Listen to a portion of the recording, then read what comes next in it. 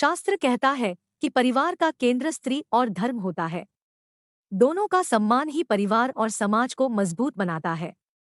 स्त्री जहां परिवार की धुरी है, वहीं धर्म उस धुरी की ताकत है। आओ जानते हैं संयुक्त परिवार को टूटने से बचाने के लिए शास्त्रों से लिए गए कुछ नियम। स्त्री का धर्म शास्त्र अनुसार स्त्री परिवार और धर्म का केंद्र बिंदु है, इसीलिए स्त्री को भी अपने धर्म का पालन करना चाहिए। शास्त्र कहते हैं कि स्त्री को पति और घर के बुजुर्ग की बातों का सम्मान और पालन करना चाहिए। पति से विरोध नहीं बल्कि अनुरोध करना चाहिए। पति को भी पत्नी को आदेश नहीं देना चाहिए बल्कि उससे अनुरोध करना चाहिए। किसी विचार पर मतभेद होने पर भी संयमित रहकर पति का ही साथ देना चाहिए या पति से इस पर एकांत में ही चर्चा करना चाहिए। स्त्री को अपना चरित्र उत्तम बनाए रखना चाहिए।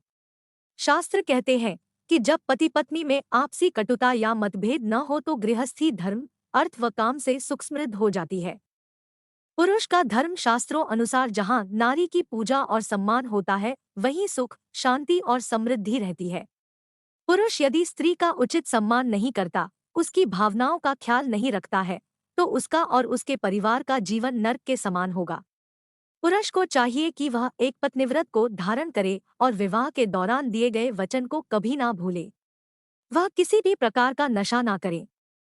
पुरुष अपनी योग्यता, धन, बुद्धि, सम्मान, शुद्ध चरित्र और परिवार के प्रति दयाभाव को बढ़ाता जाए और परिवार के वृद्ध, स्त्री और बच्चों की खुशियों का ध्यान रखें। पुरुष को वीरतापूर्वक अपनी जिम्मेदारियों को समझकर वहन करना चाहिए और साथ ही उसे हर समय नेतृत्व की भूमिका में रहकर सभी सदस्यों के भीतर साहस और भयमुक्ति जीवन का संचार करना चाहिए। पुरुष को चाहिए कि वह अपने निर्णय स्वयं न लेकर सभी से सलाह लेकर ही कोई निर्णय ले। संयुक्त परिवार टूटने के कारण क्या है? पहले हिंदुओं में एक कुटुंब व्यवस्था थी, लेकिन अब सब कुछ बिखर गया। हिंदुओं में सबसे ज्यादा संयुक्त परिवार टूट रहे हैं। उसके कई कारण हैं, उनमें से सबसे बड़ा कारण है गृह कलह, सास बहू, पति पत्नी के झगड़े, गरीबी और महत्वाकांक्षा। इस सब के चलते जहां एकल परिवार बनते जा रहे हैं, वहीं सबसे बड़ा ज्वलन सवाल सामने आ रहा है तलाक। कलह से कुल का नाश होता है, कुलीनता से कुल की वृद्धि।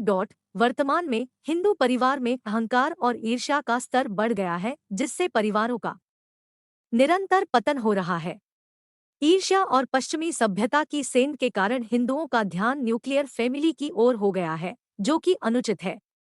ऐसे जन्मता है परिवार में प्रेम। यदि आप घर के सदस्यों से प्रेम नहीं करते हैं, तो आपसे धर्म, देश और समाज से प्रेम या सम्मान की अपेक्षा नहीं की जा सकती। धर्म से सदा जुड़े रहने से संयुक्त परिवार में प्रेम पनपता है। धर्म से जुड़े रहना का तरीका है एक ही इष्ट बनाकर नित्य प्रतिदिन संध्यावंदन करना। सत्संग से धर्म को जानना। घर के सभी सदस्य मिलकर सप्ताह में एक बार परमेश्वर की प्रार्थना करें या ध्यान करें। घर के सभी सदस्य एक साथ बैठकर ही भोजन करें।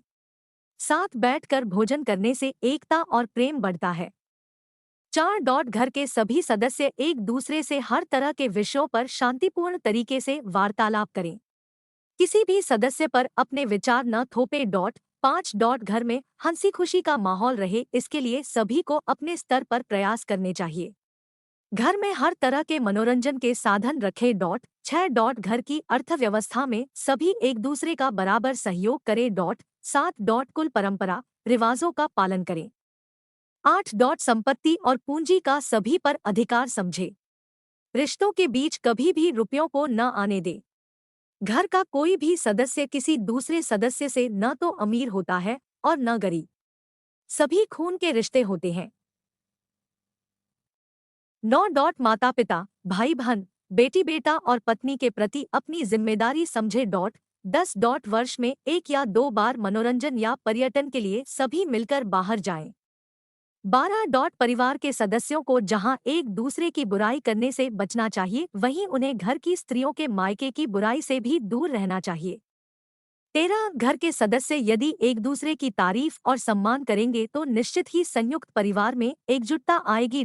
14 परिवार के पुरुष सदस्यों को किसी भी प्रकार का नशा नहीं करना चाहिए और स्त्रियों को अपनी मर्यादा समझना चाहिए। 15 स्त्रियां अपने पिता और अपने पति के घर में ही रहती है तो सम्मान बरकरार रहता है। दोनों के घर के अलावा और कहीं रात बिताती है तो इससे भ्रम की स्थिति उत्पन्न होती है।